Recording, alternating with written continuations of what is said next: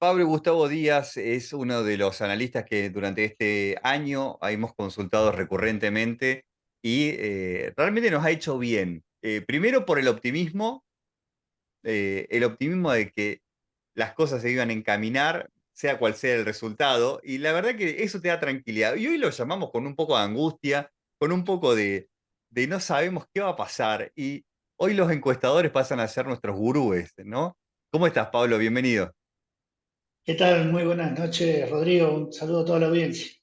Bueno, Pablo, primero recapitulemos un poco. ¿Qué pasó? Bueno, algunos llaman a este tipo de eventos cisne negro porque se da un resultado que no era el que estaba pronosticado, digamos, por lo menos en la mente del círculo rojo, que es quien suele imaginar los posibles escenarios. Yo no lo puedo catalogar como un cisne negro porque un cisne negro es un evento inesperado que cuando llega revoluciona el escenario. Y para mí no fue inesperado porque, bueno, vos me seguís hace muchos años, hay otra gente que también me ha seguido hace muchos años. Nosotros vimos el crecimiento de Milei desde hace mucho tiempo, desde inclusive antes que ganara las elecciones en Capital Federal para diputado nacional, ya se venía presintiendo la necesidad, el pueblo venía manifestando la necesidad de un cambio de paradigma en la gestión política. Milei venía surgiendo como un emergente de que podría posibilitar ese cambio. Lo que pasa es que en aquel momento no tenía nada, era simplemente un comentarista de la televisión, un panelista de televisión, y muchos se burlaban inclusive de él. Y después en muy poco tiempo demostró que podía entrar en política, que podía tener un proyecto exitoso y que podría conformar un partido a nivel nacional.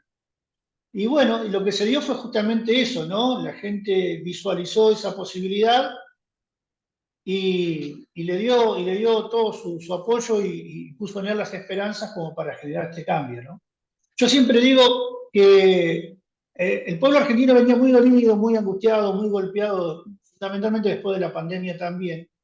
Y si no pasó lo mismo que en 2001, casi no se juntaron el piquete y la cacerola y explotó el pueblo, fue porque justamente irrumpió Milei que canalizó, digamos, todas esas expectativas a través del cauce institucional. Ahora, se mezcla la palabra bronca con esperanza, porque vos decís, ¿canalizó qué? ¿Canalizó la esperanza o canalizó la bronca? Es que las dos cosas son, una es consecuencia de la otra. O sea, cuando no tenías una expectativa por delante, la bronca crecía, iban creyendo, era una bomba de tiempo a punto de explotar. Pero al aparecer la alternativa, al aparecer la figura de Milei, al conformar partido y poder presentarse en elecciones, automáticamente se desactiva esa bomba de tiempo, esa bomba de emociones que se estaba gestando y se transforma en esperanza. Y por eso la ola que se da y por eso el resultado de la elección, ¿no? Un resultado verdaderamente sorprendente, sacar 56% de los votos, mucho más de lo que sacó Cristina Fernández de Kirchner en el 2011, y encima con casi 12 puntos de diferencia con relación a Massa. O sea, verdaderamente fue una ola arrolladora. Vos sabés, me permito confesarme con Pablo, eh, vos sabés que a mí me aburre mucho el periodismo porque tiene figuras eternas. Uno termina hablando siempre con el mismo, que siempre, ya sabés que off the record es una cosa, al aire te dice otra. Y lo que provocó mi ley es que haya tantas nuevas caras nuevas que vos me ves con cara feliz hoy, pero porque por lo menos hay un desafío para adelante. Me pasa con Lorena Villaverde.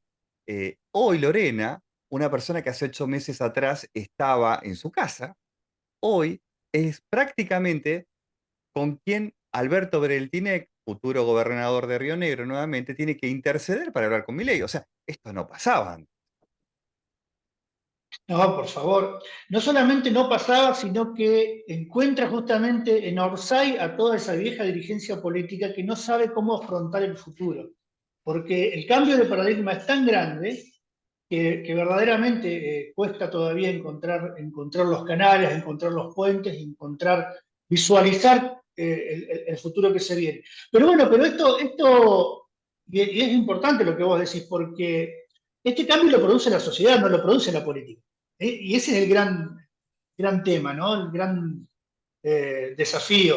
Es un cambio que genera la sociedad, que la sociedad se pone a sí misma en el gobierno por primera vez, o por lo menos, no sé, tendríamos que remontarnos tal vez inclusive hasta el 46 con Perón, con la irrupción de Perón en la política, como para encontrar un escenario más o menos similar, en donde la sociedad se pone en el gobierno, ¿no? En este caso con Milei, en aquel caso con Perón. Entonces los actores que empiezan a aparecer son actores de la propia sociedad, sin ningún tipo de experiencia política, sin saber, inclusive muchos de ellos, de qué se trata la red pública, de qué se trata esto de la administración, empezar a hablar lenguajes que tienen que ver con lo institucional, empezar a desempeñarse en roles institucionales, muchos que van a llegar del sector privado. Y bueno, es un cambio fuerte y es un cambio que sin lugar a duda va a llevar un tiempo de acostumbramiento, va a llevar un tiempo de acople, de ajuste, hasta que, bueno, cada uno encuentre la botonera que tiene que apretar, ¿no? Ahora, los gabinetes, por ejemplo, los provinciales, estos anuncios que hizo ayer Bereltineco antes de ayer, hubo un par de nombres que no están y otros nuevos, porque también hubo un ajuste de gabinete de acuerdo al escenario provincial que se viene. Bueno, eso es un poco la lógica, digamos, de procesos que se van cumpliendo, de ciclos que se van cumpliendo. Siempre en los gabinetes siempre sucede algo más o menos parecido a lo que sucede en las selecciones de fútbol. Vos tenés que mezclar un poco lo viejo, con experiencia que viene de lo anterior, con lo nuevo que irrumpe, ¿no? Con los nuevos emergentes.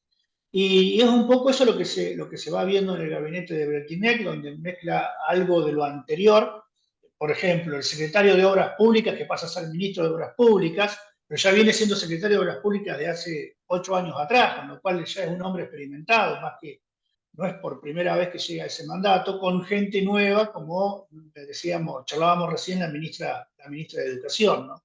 Entonces, esos acoples son buenos, son productivos, porque, bueno, hace, digamos, a que haya una continuidad sin ningún tipo de sobresaltos en la gestión. Y están Lo que sí buscando ha quedado brújula. claro, Y están buscando brújula porque no saben con quién hablar de Milei, ¿viste? bueno, pero a diferencia de lo que ha sucedido en otros gabinetes, como ser en el caso de Chubut, el gobernador de Chubut ha incluido dentro de su gabinete a gente de Milei. En el caso de Neuquén, en la lista, el arco, digamos, en el amplio arco político que apoyó a Rolando Figueroa para la gobernación de Neuquén, también están los libertarios y de hecho está Nadia Márquez ahí y tiene su gente. En el caso de Río Negro, no, acá hay que entender que, hay que recordar, ¿no?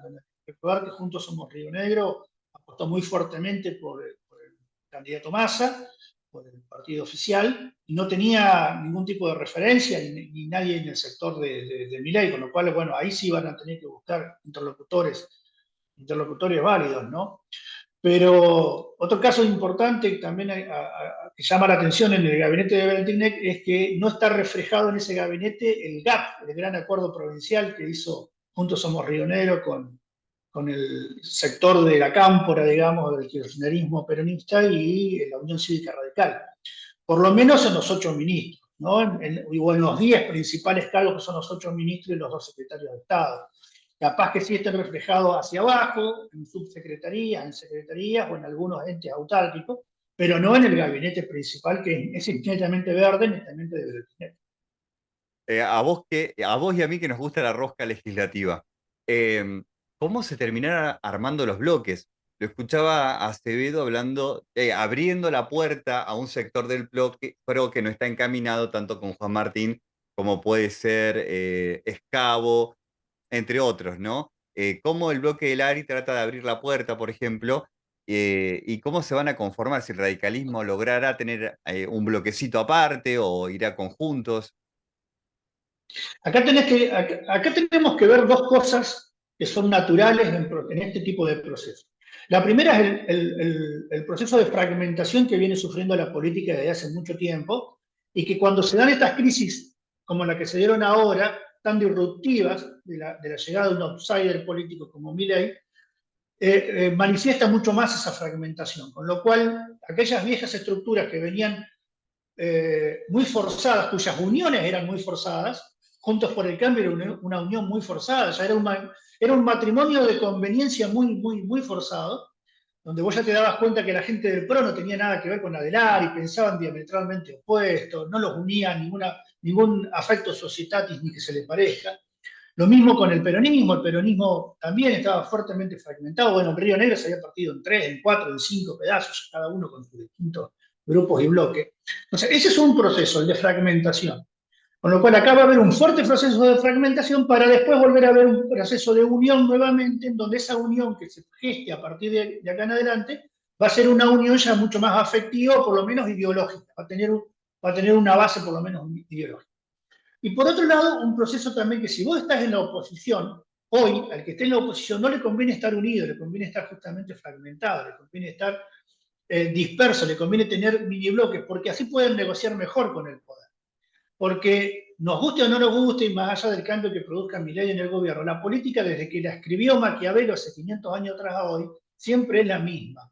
Y cada uno de los que está en la oposición va a buscar negociar de la mejor manera posible con el poder para preservarse a sí mismo, para aumentar sus cuotas de poder y para poder preservarse hasta las próximas elecciones. Pablo, gracias por enriquecer nuestro espacio. No, por favor, el agradecido siempre soy yo. Un abrazo.